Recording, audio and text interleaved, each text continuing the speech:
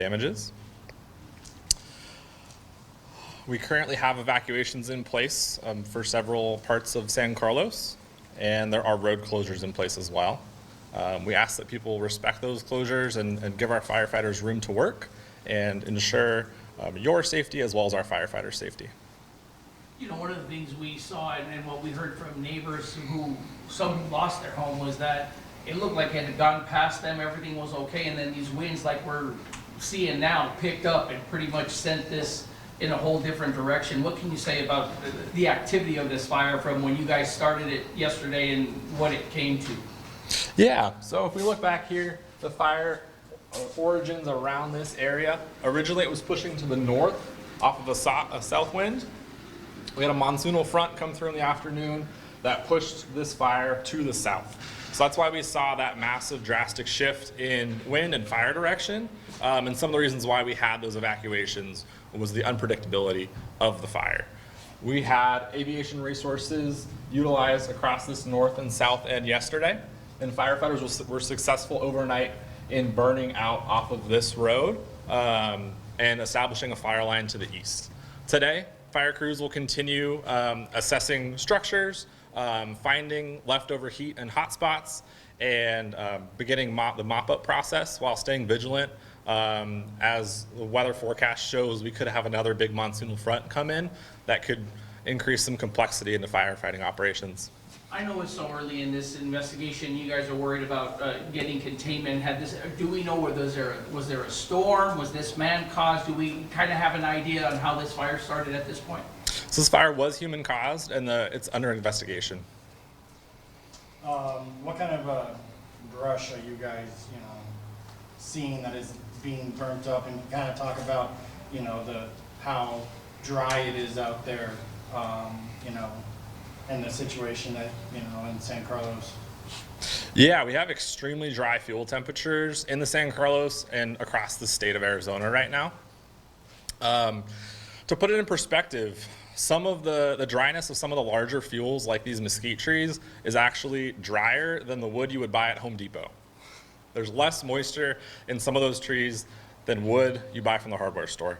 So when it gets some wind and some heat behind it, it can really take off. We're seeing down in the river bottom heavy fuel loads of big mesquites that carry plenty of heat. Lots of mesquites that carry lots of heavy fuel loads, make it more difficult to mop up operations and knock out that heat. Because of that, I'm sorry. No, yeah. And because of how it runs like that fast, when you tell people to be set and ready, this is one of those things where they should start doing that now, right? They should have everything ready for you. Yeah, so the Ready, Set, Go system is Arizona-wide. You are always in ready. And there's a nice long list of things to do to be ready. It's have your emergency kit, have your plan, make sure you know where your medications are, where your important documents are. That set is a voluntary evacuation, and it's really get ready. You're set and you're ready to go. And that is something that's a voluntary evacuation. If you want to evacuate, if you are high risk for smoke inhalation or things like that, it may be a good idea to leave. And that go means go right now. It's too late to get ready and grab your documents, grab your medications. You need to leave the area now. Anything in particular with this fire was problematic trying to get to and or trying to help protect some of the structures or as many structures as possible? I think every fire has its own difficulties and complexities. We had crews on the ground that did a very good job managing what they could. Burning through that river bottom obviously is harder to access into there safely by firefighters. But overall, we're making good progress, and yeah, happy with the work they put in. I don't know, I might have missed this in the beginning, but is there any airdrops, any helicopter resources on this fire? Did you use this morning? And how many crews, again, is overseeing this fire? I currently don't have a good number of crews and engines, as we're getting resources kind of every hour. We have more people showing up. I can follow up with those numbers later. In terms of aviation resources, we have 2 Type 3 helicopters assigned to this incident. We have air attack assigned to this incident, and we have availability for type 1 and large and very large air tankers if needed. As far as, we just switched up to an evacuation center here at San Carlos High School, as well as the Apache Gold. What do people need to know if they're looking for shelter, for information? I know some folks in this area have horses, so they need to put their livestock, maybe even dogs, a place for them to take that stuff too as well. Sure, you want me to take that? Yeah, Yeah, we, just step up. sure, absolutely. We have a shelter that is set up right now, the San Carlos High School. That's also where our Emergency Operations Center is located. It's also going to be the main spot for donations, that we're accepting any type of donations. And at this time, we're accepting any type of donations that would help any of the 12 families that have been displaced and have a total loss of their homes. So we're accepting clothing, food, water, personal hygiene kits, adults, children. We have quite a few, from elders to infants, that have been displaced from this fire. So we're set up here now at the San Carlos High School. We'll be here. There will be somebody here for the remainder of the incident. We also have folks that are set up at the Apache Gold Hotel right now, and they're being taken care of there as well.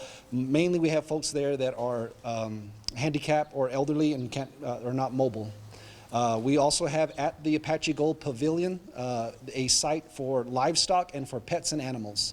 Locally, we have our own Geronimo Animal Rescue Team, and they have been set up and deployed. So they've got crates for cats and dogs, and we also have corral space for any livestock. They can get them there. And if anyone needs help, we have an information number out. That's 928-475-2008, and you can get any information there on any of these shelters or the Emergency Operations Center.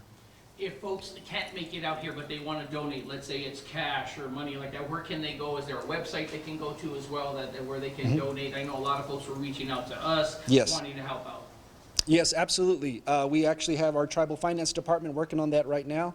I was told within the next 30 minutes or so there will be an account set up, and we'll have a link that we'll share on our social media page, the Tribal Emergency Response Commission's page, and also the tribal website and the chairman's website. We'll put that link on there for folks to send monetary donations as well.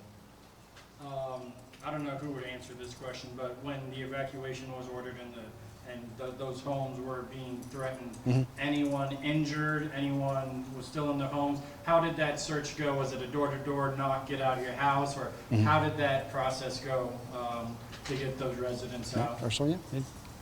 Go ahead. We currently have no injuries to report as of now.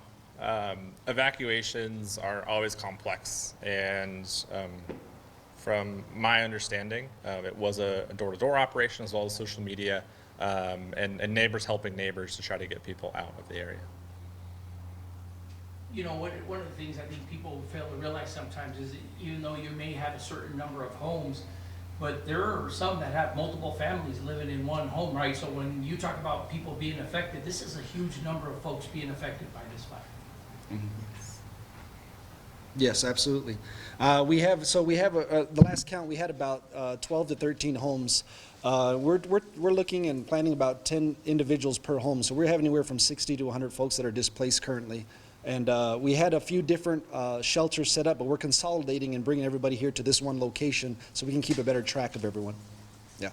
So those who are watching, if they have family members, this is where you'll send them to the high school? Yes, they'll be here at the high school, and you can give us a call here. If they're trying to track anybody, we'll be able to help them out.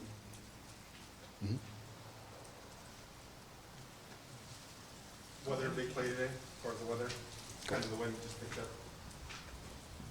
I mean, do you know any information about that? Just kind of keep it Yeah. No, I'm trying to figure out what's coming from. Okay. I'm going to read my weather forecast. Yeah, so weather is always a challenge when it comes to firefighting efforts. We're seeing winds coming out of the east right now. That can shift as we see monsoonal storms come through.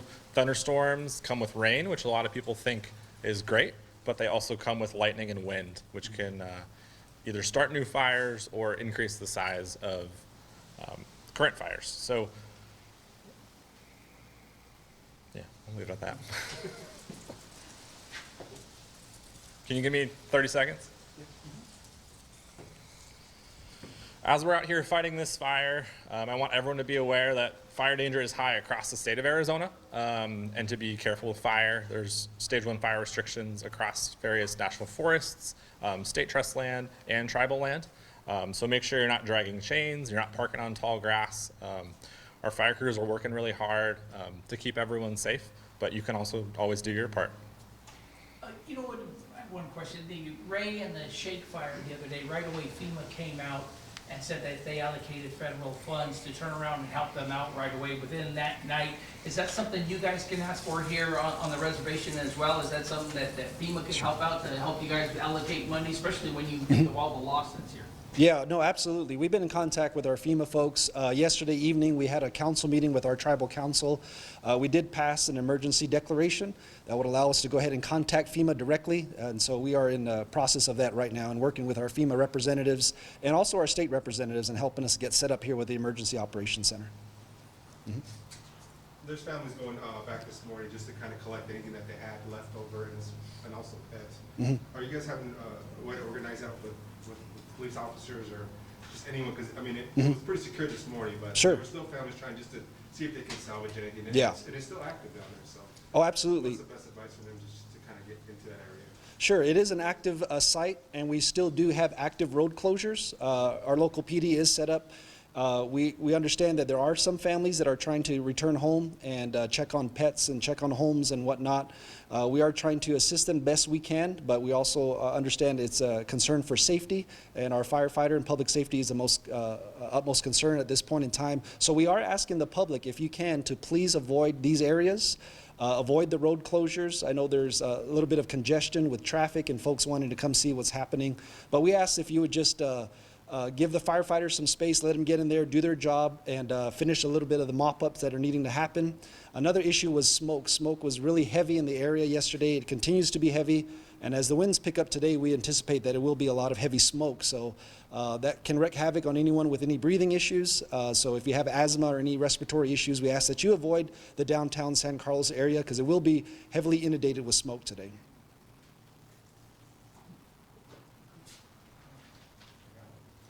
Perfect. Thank you. Thank you. All right. Awesome. Thanks, guys.